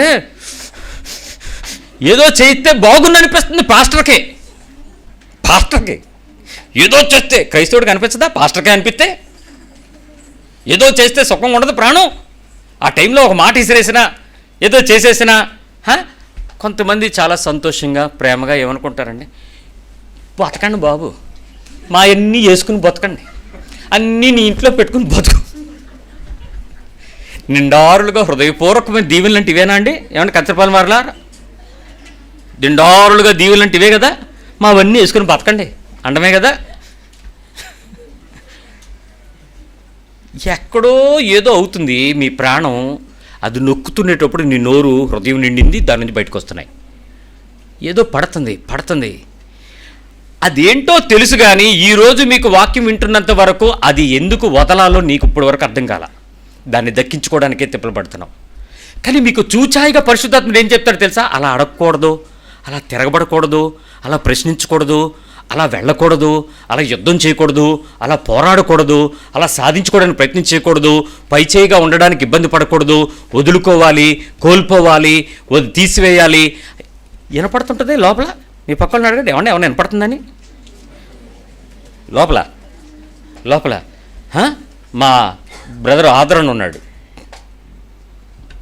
2 పెన్సిళ్ళు ఉంటే ఫ్రెండ్ ఎవడని అడిగితే నా దగ్గర 2 ఉన్నాయి, కమ్ తీసుకో అని ఒకటి ఇస్తాడు. ఇంకొకటి ఎవడైనా వచ్చి నాకు ఇంకోటి కావాలనుకుంటేప్పుడు ఆలోచిస్తాడు, మా ఇంట్లో 3 ఉన్నాయి, ఇది కూడా తీసుకో అంటాడు. ఇంటికి వచ్చిన వెంటనే వాడు ఎలా కన్విన్స్ చేస్తాడు తెలుసా వాళ్ళ మమ్మీ డాడీని? వాళ్ళు అడిగారు, డాడీ మనకు 3 ఉన్నాయి కదా, ఇంటి దగ్గర ఒకటి ఉందని 2 కూడా ఇచ్చేసి వచ్చాను అంటాడు. ఆ కన్విన్సింగ్ వాళ్ళకి ఇచ్చినందుకు బాధ కాదు, మనల్ని కన్విన్స్ చేస్తున్నప్పుడు మనకు ఉంటుందని నొప్పి. ఆడికేముంటుంది? కొంతమంది మీ విలువైన వస్తువులతో, మీ మాటలతో, మీ విలువలతో, మీ సహవాసాలతో, మీ సన్నిహిత్యంతో, మీ పరిచయాలతో మిమ్మల్ని బర్బాద్ చేస్తున్నప్పుడు మీ ప్రాణం లేచి కొట్టుకుంటుంది. ఆ టైం వదిలేయగలవా? అక్కడ కోల్పోగలవా? దేవుని ఆత్మ చెప్తున్నాడండి, చెవి కలిగిన వాడికే వినపడతాయి, అందరికీ అర్థం అవ్వదు, అందరికీ వినపడదు. ఎలా ఉంటుందో చెప్పనా? భర్త అంటాడు పోన్లేవే అంటాడు, భార్య పోన్లే నాకు రావాలంతే, నాకు అదంతా తెలియదు, రేపు పొద్దున్న మా పిల్లలు మీ నాన్న ఏం తెచ్చాడని అడిగితే ఏం చెప్పను, మీ తాత ఏమి ఇచ్చాడంటే ఏం చెప్పను, నాకు అదంతా తెలియదు, మీ అన్నదమ్ముల దగ్గర నేను వాటా తేవాల్సిందే. భార్య ఏమో తే అంటది, భర్త ఏమో పోన్లేవే మన తమ్ముళ్ళే కదా తెన్నయ్య అంటాడు. వీళ్ళిద్దరి మధ్యలో ఎప్పటికీ పోరాటం కంటిన్యూ. 24/7 గుర్తొచ్చినప్పుడల్లా ఆవిడ లేపుద్ది, ఈయన అంటుంటాడు. పోదాం ఈవిడ్ని, అమ్మా మనం పోయినా కూడా గంధపు చెక్కలేసి కాల్చినా కూడా ఇంకొన్ని మిగిలిపోతాయి, అంత ఉంది మనకి, వదిలేయే మా అన్నదమ్ములు ఏదో చెప్పి వదిలేవే అని. ఎలా వదిలేస్తాం? వాటా ఇన్ని సందర్భాలు నువ్వు ఇంటిలో పెంచుకుని చేసిన మర్యాద అంతా నిన్ను వీధిలో పెట్టి పంచాయతీ చేసి నించోబెట్టి మాటలని అసహించుకుని ఆ దురభిమాన పాపంతో మిమ్మల్ని విసర్జిస్తుంటే నీ మనస్సు ఎంత కొట్టుకుంటుంది. ఆ సమయంలో నీ ప్రాణాన్ని నువ్వు పూర్తిగా వదిలేయగలిగితే ఎంత సంతోషంగా ఉంటుందో. కానీ వదిలేయడం అంటే ఎలా వదిలేయాలో చెప్తానే, ఇంకో 2 మాటలు చెప్పాక చెప్తాను. 23వ విషయం 23, 22 ఇంట్లో పెట్టుకుంటే వాళ్ళు వీధిలో పెడతారు. 23 బాబు ఒక్కసారి బాబు ప్లీజ్ నాయనా కొంచెం అంటే, సర్లేమ్మా ఎంత కావాలండి, 1,00,000 బాబు, నువ్వేదో 5,000 అడుగుతావు అనుకున్నాను, 1,00,000 టన్ రేట్ వేసేవాడే బాబు. నాయనా చేతులు కాదు ఈ కాళ్ళు, అదే చేతులే కాదు బాబు, నువ్వు ఇది గడ్డం కాదు, గడ్డం కాకపోవడం గడ్డమే, నువ్వేం చేసినా నీకు పుడుతుంది బాబు అప్పు, నేను ఎటు వెళ్ళినా నాకు రాదు బాబు, ఇదిగో కోర్టు, ఇదిగో పిల్లలు, అన్నం లేదు, పరిస్థితి లేదు, ఏం చేయాలో తెలియట్లేదు. ఏ దేవుడేమో ఉన్నప్పుడు అడిగితే ఇచ్చిమ్మన్నాడు, రేపు రావద్దన్నాడు, సర్లే ఏదో తెప్పలు పడి, సరే ఎప్పుడు ఇస్తావు అంచండి, ఇదిగో ఇలా పట్టుకెళ్తానా, అలా రేపు పట్టుకుని ఇలా వచ్చేస్తాను అంతే. ఇలా పట్టుకెళ్ళి ఆర్థికంగా నేను ఇచ్చిన సహాయానికి ఇలా పట్టుకురావడానికి ఇప్పుడు వరకు రేపు అవ్వలేదు. ఆవిడికి 7 సంవత్సరాలు అయ్యింది, ఆవిడికి మాత్రం రేపు అవ్వలేదు. 7 years not even paid a single rupee. నేను అక్కడికి మధ్యలో అమ్మ ఒకేసారి నువ్వు పట్టుకెళ్ళిన తేలో కానీ 5,000 ఉంటే కూడా ఇచ్చేయి, నేను ఒక చోట రాసి పెడతాను, నీకు భారం తగ్గుద్ది, ఎంతకమ్మ ఇబ్బంది పడతాను. ఆడున్నాడే అందమొన్న నన్నే డబ్బులు ఇవ్వండి, శత్రుత్వాన్ని తెచ్చుకోండి, ప్రాణం పోగొట్టుకోండి. వినపడిందా? డబ్బులు ఇస్తే మీకు ప్రేమ వస్తుందా, శత్రుత్వం వస్తుందా? మీకు శత్రుత్వం కావాలనుకుంటే మాత్రం డబ్బులు ఇచ్చుకోండి, ఖచ్చితంగా శత్రుత్వం వస్తుంది. ప్రాణం బతుకుతో పోద్దా?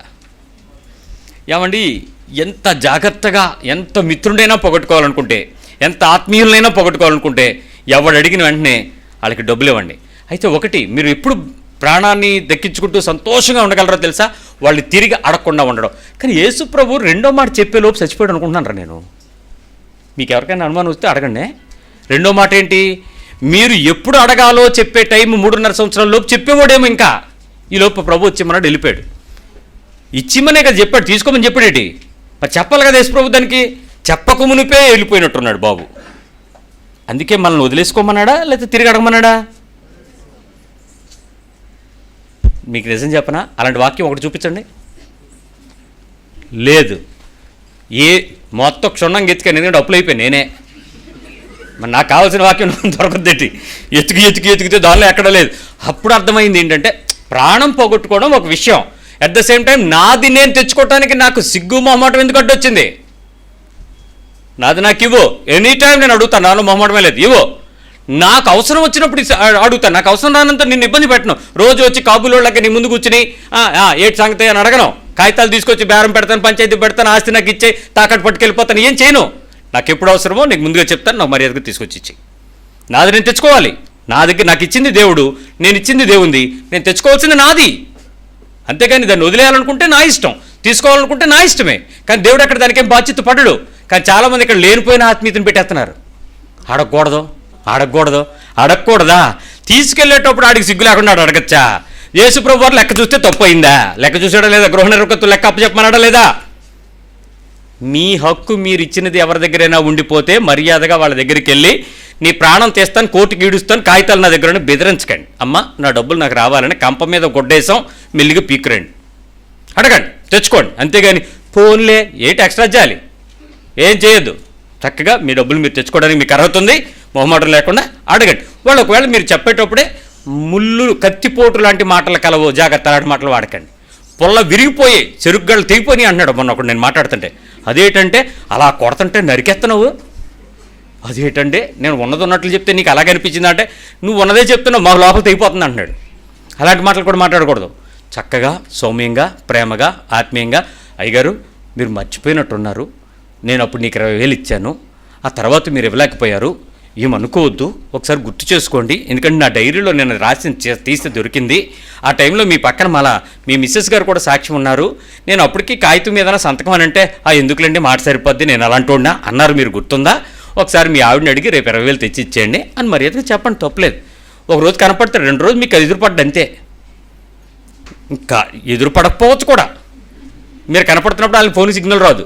హలో ఉన్నాడు, ఒక సిగ్నల్ రాదని వెళ్తూ ఉంటాడు. అప్పుడు అర్థం అవుతుంది కనపడుతుందని.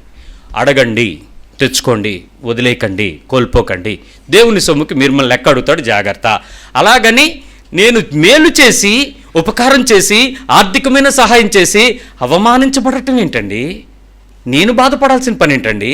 నా అవసరతకి నేను చేచాల్సిన పరిస్థితి ఏంటండి? నాదే కదా, నేను ఏ బ్యాంకులో పెట్టుకున్నా, షావుకారుల దగ్గర పెట్టుకున్నా, అది నాకు వచ్చును కదా. ఇప్పుడు ఎందుకు ఈ నష్టం? కానీ ఆ టైంలో ఆ అప్పిచ్చిన వ్యక్తి మీద ఉంటుందండి కోపం మనకే. ఏదో ఒకటి చెయ్యాలి వాళ్ళని. ఏం చేయాలి? అది ఏదో ఒకటి ఏంటి? నీ ప్రాణం పోగొట్టుకోవాలి. మనకు తెలుసు అండి, మనం అడిగినా వాళ్ళ దగ్గర నుంచి వచ్చే సమాధానం నో అనే వస్తుంది. మన ఒక ఆయన చెప్తున్నాడు, పాస్టర్ గారు ఎంత మంచి కోసం చేశానంటే, ఎంత ఉపకారంగా డబ్బులు ఇచ్చానంటే, ఎంత సహాయం చేసిన తర్వాత వాళ్ళు అన్న మాట ఏంటో తెలుసా అండి? ఏమన్నారు అని అంటే, ఒకటే చెప్తుందంట ఆవిడ వచ్చి మాట్లాడుతున్నాను. తీసుకెళ్ళినప్పుడు ఆయన, వచ్చినప్పుడు ఆవిడ అంటే, ఉన్నప్పుడు ఇస్తాం, ఎక్కువ మాట్లాడకు, ఇంటికి రాకు, వీధులు అడక్కు, ఫోన్ చేస్తే మర్యాదగా ఉండదు అందంట. వచ్చాడు టిక్కురు మన, నేనేమో అడగాలి కదా బాబు అని అంటే, ఫోన్ చేస్తూ ఊరుకోనందండి. అదేంటి వెళ్ళాలి కదండి, ఇంటికి రాకందండి. పోనీ ఎక్కడైనా కనపడితే అడగండి, రోడ్డు మీద అడిగి మర్యాద తీస్తే, పరువు తీస్తే ఊరుకోనందండి. ఇవన్నీ ఎవరు చెప్పారు? అలా ఆవిడండి. ఆడవాళ్ళతో పెట్టుకోకూడదు కదా, మనం ఆత్మీయులం కదా. ఏం చేయాలి? ఆయన అన్నాడు, వదిలేద్దామంటే పిల్లలు రోడ్డున పడిపోతారు సార్. తక్కువ సొమ్ము కాదు, 17 లక్షలు ఇచ్చాను. 17 లక్షలు. అప్పుడు కొంత అప్పుడు ఇలాగ ఎంతో సహాయం. ఏడుపు చూడలేక, పిల్లల బాధ చూడలేక, అంకులు ఫీజు అంకులు అనుకుని వచ్చేసి ఇంట్లో కూర్చుంటే వాళ్ళకి అన్నం పెట్టి డబ్బులు ఇచ్చి పంపించడం. లోన్లు పెట్టానండి, షూరిటీలు పెట్టానండి, ఎన్ని పనులు చేసి ఇచ్చానండి. ఇప్పుడు చూడండి సార్, బ్రదరు, ఈ పంచాయతీ నేను తీర్చలేను. ఎందుకంటే నువ్వు కొంచెమే చెప్పావు, నాకు అంతకంటే ఎక్కువ డ్యామేజ్ ఉంది ఇక్కడ. మనకే వర్కౌట్ అవ్వలే. ప్రాణం పోగొట్టుకోవడం నేర్చుకున్నాం. పోతే పోయిన దాని గురించి ఎందుకు లేని వదిలేసాం. ప్రభు దగ్గరికి వెళ్ళి క్షమాపణ అడిగి, దానికి సొంత సిలువ మీద నేను ఎక్కి శిక్ష అనుభవించి, తప్పు చేశాను ప్రభు అని ఏడ్చి పశ్చాత్తాపడి ప్రశాంతంగా ఉన్నాను. మళ్ళీ నీది నా మీద ఏకయ్య బాబు, నువ్వు ఆవిడ చూసుకోండి, ఇది పడండి అన్నాడు. అంటే ఆయన అన్నాడు, పాస్టర్ గారు సంతకాలు పెట్టి వెళ్ళారండి వాళ్ళు, ప్రో నోట్లు ఉన్నాయండి, చెక్కులు కూడా ఉన్నాయండి, నేను ఇప్పుడు వాళ్ళని కోర్టులో కేసు వేయగలనండి అన్నాడు. అప్పుడు నాలో మనిషి లేచిపోయాడు. మళ్ళీ నా జరిగిన అన్యాయాన్ని గుర్తు చేసుకుని, నువ్వు ఇంత బాధపడుతుంటే నాకు తెలిసిన లాయరమ్మ ఉందా, నెంబర్ ఏమన్నా అన్నాను. ఏంటండి సామాన్య మనిషిలాగా అయిపోయాను నేను. ఆ టైం నా ప్రాణం ఏంటండి నన్ను రెచ్చగొట్టింది. లాయర్ని చూపించేసింది. టక్టక్క ఫోన్ నెంబర్ తీస్తుంటే లోపల అడుగుతున్నాడు, చూస్తావా ఇస్తావా అని అడుగుతున్నాడు లోపల. ప్రభా ఏదో తప్పు చేస్తున్నట్టు నేను అన్నీ ఫోన్ పెట్టి, బదరు లాయర్ నెంబర్ ఉండరు నాయన, లోపల ఏదో అవుతుంది. లోపల నా ఉత్తరవాది నాతో మాట్లాడుతున్నాడు, నా సంచ గురువు నాతో మాట్లాడుతుంది, నా తప్పుని నన్ను ప్రశ్నిస్తుంది, నన్ను సవాలు చేస్తుంది. నువ్వు నష్టపోయావని ఆ ప్రతీకారాన్ని వాళ్ళ ద్వారా తీర్చుకోవాలనుకుంటున్నావా, వాళ్ళని కోర్టుకిడిద్దాం అనుకుంటున్నావా, వాళ్ళ పరిస్థితులు ఏవిండి అలా మాట్లాడుంటారో తెలియదు, కానీ నువ్వెందుకు వాళ్ళ పక్షంగా నువ్వు ముందుకెళ్ళిపోతున్నావు లోపల నుంచి. అదేం విచిత్రమో, దేవుడు అలాంటి దగ్గర కఠినంగా ఉంచడండి. ఏడుస్తాడు లోపల, పరిశుద్ధాత్ముడు దుఃఖపడుతున్నాడు. ఇదేంటి ప్రభువా, నేను పోతే పోయాను, ఆవిడకి ఆయన దగ్గర షూరిటీలు ఉన్నాయి, నా దగ్గర అలాంటివి ఏమి ఉండకూడదు, ఉండలేదు, ఆయన ఉన్నాయి, ఆయన కోర్టుకి వెళ్ళమన్నా కూడా తప్పేనా అని అంటే ఆయన అంటున్నాడు, వాళ్ళ పరిస్థితి ఏంటో నీకు తెలియదు, కానీ నీ దగ్గరికి వచ్చిన వెంటనే సామాన్యమైన బలహీనమైన వ్యక్తిగా వాళ్ళని రెచ్చగొడుతూ వాళ్ళ తగువుని రోడ్డు మీదకి తీసుకెళ్తుంది నువ్వే అన్నాడు దేవుడు. ఇటు వెళ్తే ఈ షాంపు అంటే ఇంకో షాంపు చూపించమన్నాడు ఆయనే. నువ్వేంటి ఇలా బాధ చేస్తున్నావు? సరే బ్రదరు, మరేమనుకోవద్దండి, నేను ప్రార్థన చేస్తాను బ్రదర్. సరే బ్రదరు చెయ్యండి, లాయర్ నెంబర్ మాత్రం చూడండి. ఉండరు నాయన, నూరు ఎత్తకో, గుండు కొడుకులు కొట్టేసుకుంటుంది లోపల. ప్రార్థన చేయటం, ఏం ప్రార్థన చేశాను తెలుసా? మీరు వినండి.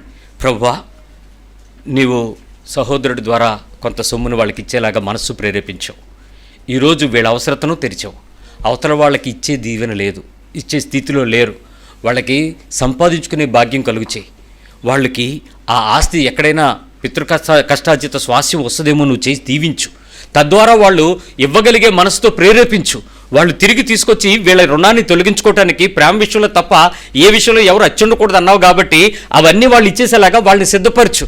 ఆ పిల్లలు కనీసం ఉద్యోగాలు ఇచ్చి దీవించు, వాళ్ళని ఆశీర్వదించు. ఏదైనా పరిస్థితుల్లో వాళ్ళ ఆర్థికమైన మేలు క్షేమం పొందితే ఇతని అప్పును త్వరగా తీర్చడానికి నువ్వు కృపయు ప్రభు అని వాళ్ళ కోసం ప్రార్థన చేస్తున్నాడు. సార్ నా కోసం ప్రార్థన చేయండి అంటున్నాడు. రే నాయన, లోపల నొప్పి వేరేగా ఉంది, నువ్వేమో నీ కోసం ప్రార్థన చేయమంటున్నావు, దేవుడేమో వాళ్ళ కోసం ప్రార్థన చేయ అంటున్నాడు. నేను ఎవడ మాట వినాలి?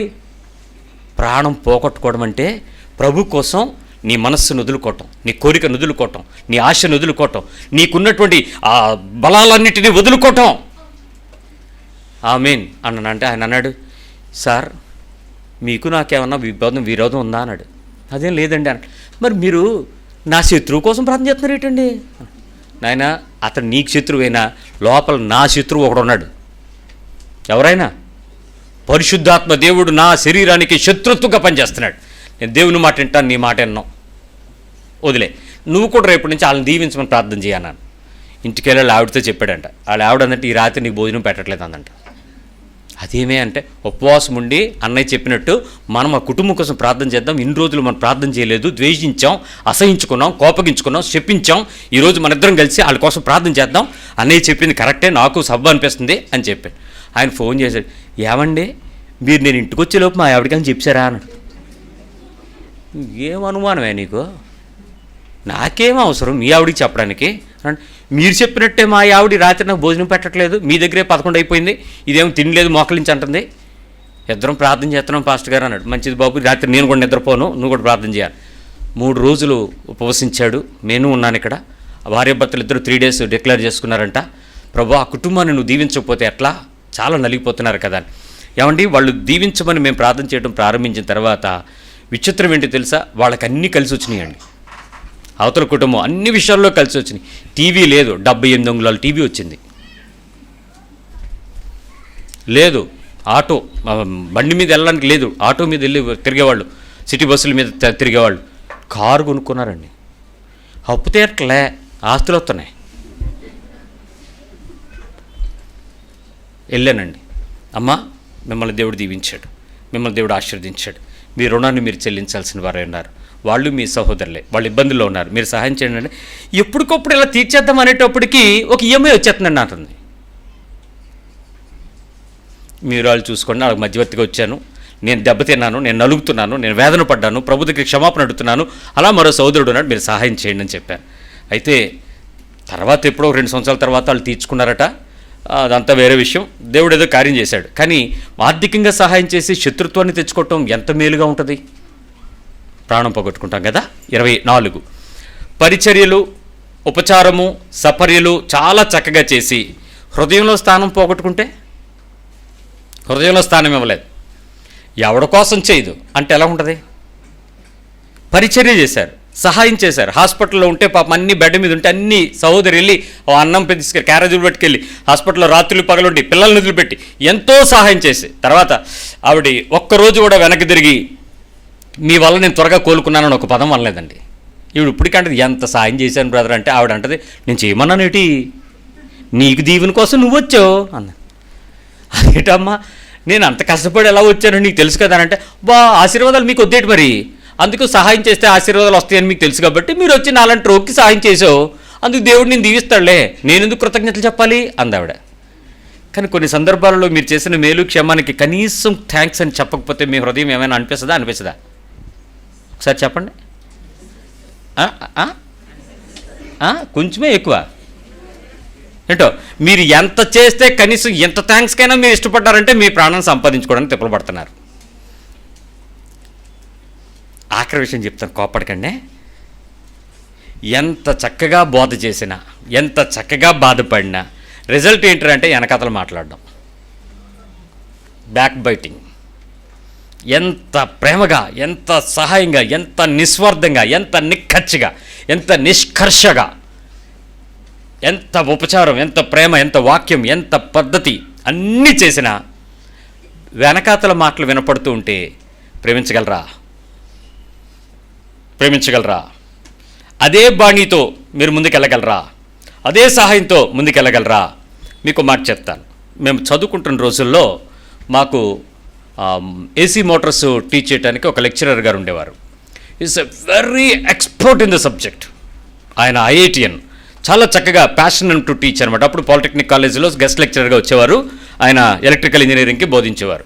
ఆయన వచ్చేటప్పుడు ఏం చేసేవారు తెలుసా అండి, కొన్ని ఎక్విప్మెంట్ పట్టుకుని వచ్చేవారు. థియరీ క్లాస్కి తీసుకొని వచ్చి అవన్నీ టేబుల్ మీద పెట్టేవారు. మాకు అర్థమైంది, ఇవాళ మన క్లాస్ అదిరిపోద్రా అని అందరూ పుస్తకాలు నోట్స్లు పట్టుకుని ఏదో వింటూ ఉండేవాళ్ళం. సడన్గా ఎవడో తుంటోడు ఉంటాడు కదా, బ్రాంచ్కి ఒకడు ఉంటాడు, ఏదో డైలాగ్ వెనక నుంచి చిన్న డైలాగ్ ఏదో వేసేవాడండి. మా మాస్టర్ నడుస్తుంటే ఆ స్టేజు చెక్కలు ఉండే కిర్రు అనేదాన్ని అలా ఉండేవాడు అనమాట. బరువుగా కిర్ర అని అడవడం మ్యూజిక్ ఇచ్చాడు వెనక నుంచి. వెంటనే ఆయన ఏం చేశారు తెలుసా, right now today we are going to అని చెప్పి బోర్డు మీద రాసేసి 2 మాటలు అనగానే వీడు కిర్రు మనసు అప్పుడు ఆయన కనపడి, మీరు టెక్స్ట్ బుక్ చూసి చదువుకోండి అనేవాడు. వస్తువులన్నీ పెట్టేవాడు, చెప్పడానికి రెడీ అయ్యేవాడు. వీడి కామెంట్ అనగానే ఇంకా మాకు పాఠం చెప్పేవాడు కాదు. అందరూ సైలెంట్ అయిపోవడం. అందరూ ఎవడైతే అన్నాడో మాకు తెలుసు కదా అని లేపు నుంచోబెట్టి 4 ఉతికేద్దాం అనిపించేది. కానీ ఆయన పాఠం మాత్రం చెప్పేవాడు కాదు. డైలీ ఇదే తంతు. ఆయన దగ్గర సబ్జెక్ట్ ఉంది, కానీ ఆ కించపరచబడుతున్న సిచ్యువేషన్ ఆయన ఏం చేయలేకపోతున్నాడు, రిసీవ్ చేసుకోలేక తిరిగి ఆ సబ్జెక్టు మనకి సంవత్సరం పోగొట్టుకున్నాం. అందరూ ఫెయిల్ అయ్యాం ఆ సబ్జెక్ట్లో. బికాజ్ మేము వింటేగా పాఠం చెప్పట్లేదు. ఇవ్వాల్సిన వ్యక్తి ఇవ్వగలిగిన సామర్థ్యతను బట్టి ఇవ్వలేకపోతున్నప్పుడు, ఆ వ్యక్తి గురించి వెనకాతల పడుతున్న మాటను తీసుకోలేకపోతున్నప్పుడు ఆ వ్యక్తి వల్ల అనేకులకు నష్టం కలిగింది. ఒకవేళ నీ యొక్క మేలుని బట్టి, నీ క్షేమాన్ని బట్టి, నీ కుటుంబాన్ని బట్టి, నీ వ్యక్తిత్వాన్ని బట్టి ఎవరైనా నీ వెనకాతలంటే అంత ఫుల్ ఫ్లెడ్జెడ్గా అవన్నీ పట్టించుకోకుండా నువ్వు చేయగలవా? మీరు చేయగలరా? మీ గురించి మీ బ్యాక్ ఒక మాట వింటే మీరు చేయగలరా? అంత ఎఫర్ట్ పెట్టగలరా? అంత అని చేయగలరా? ధైర్యంగా చెప్తున్నాను చిటికేసి, నేను చేశాను, నేను చేయగలను. ఏ మాటలు నా ముందు విన్నా, ఏ మాటలు నా వెనక విన్నా, దేవుని సంగతులు బోధించడానికి ఏ రోజు వెనక్కి తగ్గల. ఎందుకు చెప్పాలని అనుకోలా, నేను చేయగలిగాను. ఎందుకు చేయగలిగానంటే నేను చచ్చాను కాబట్టి చేయగలిగాను. నాలో కొంచెం బతికిండే ఆ బల్లి తోక తెగిన తర్వాత కొట్టుకునేది ఉందనుకో, అప్పుడు నాకు కూడా ఏమనిపిస్తుంది? మీకు చెప్పడానికి ఈరోజు నాకు మంచి సబ్జెక్ట్ ఉంది, కానీ ఇవాళ మనం ప్రార్థన చేసుకుందామని వెళ్ళిపోతాను, ఇంకేదో మానేస్తాను, ఇంకేదో చేయగలుగుతాం. ఈరోజు దైవజనులు అనబడుతున్న అనేకులు దేవుని సంగతులు అర్థం చేసుకున్న రీతిగా బోధించలేకపోవడానికి కారణం ఏంటో తెలుసా? వాళ్ళు బతకడానికి ప్రయత్నం చేయడం, చావడానికి కాదు. ఇప్పుడు చెప్పు, నీ బ్యాక్ బైట్ నీ మీదకి వచ్చినప్పుడు, నీ చెవులకు వినపడినప్పుడు, నీ కళ్ళకి సిచ్యువేషన్ కనపడుతున్నప్పుడు హ్యాపీగా రిసీవ్ చేసుకుని వాళ్ళందరికీ నువ్వు ఓపెన్గా ఉండగలరా? అందరితో ఓపెన్గా మీరు బ్రతకగలరా? Yes or no? మీ ప్రాణాన్ని దక్కించుకోవటానికి ఏమాత్రం తగ్గరే? మంచిది. 25 ప్రశ్నలు వేసుకున్నాను. 25 ప్రశ్నల్లో నా స్కోర్ ఎంత ఉంటుందో మీరు ఊహించండి.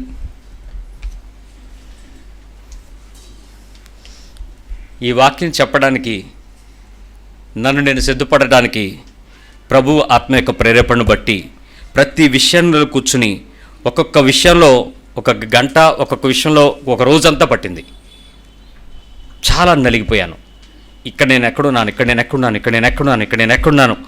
25 ప్రశ్నలు తదనంతరం ప్రభు అన్నాడు, ఇది నీ ప్రాణాన్ని దక్కించుకుంటూ నువ్వు ఆల్రెడీ పోగొట్టుకున్న సందర్భాలు, నా కోసం దక్కించుకోవటం వేరే ఉందన్నాడు. ఇవేమీ మీరు ఆయన కోసం దక్కించుకోవట్లే, మీకోసమే. అప్పుడు అర్థమైంది, ఇదేదో కొత్త సబ్జెక్టే, నాకు రావాల్సిందే, నాకు నేర్చుకోవాల్సిందే అని. దేవునికి స్తోత్రం. ఏంటంటే 18 మార్కులు నావి. Out of 25 I qualified in 18. 18 మాత్రమే. దేవుని స్తోత్రం. నీతిమంతులారా, మీకు 25 వచ్చాయని నేను నమ్ముతున్నాను. మీరు 25 దాటి ఇంకేమైనా పెట్టినా కూడా పరీక్షలో గెలుస్తారని కూడా నేను విశ్వాసం ఉంచుతున్నాను. ప్రార్థన చేసుకుందాం. ప్రభువా, ఈ రాత్రి నువ్వు